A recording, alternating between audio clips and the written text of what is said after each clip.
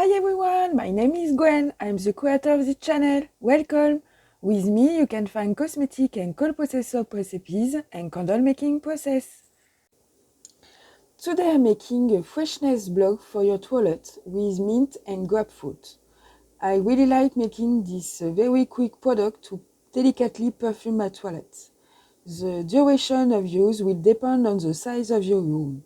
Some fragrances last more or less long. In my toilet, for example, I change the block approximately every 2 months, depending on the intensity of the odor. The making of this product is very easy. First, I have to prepare a bowl with water, then I will add the gelling agent and the colorant and mix. I have to let time to the gum to work, then I can add the rest of the ingredients, conservative and both essential oil.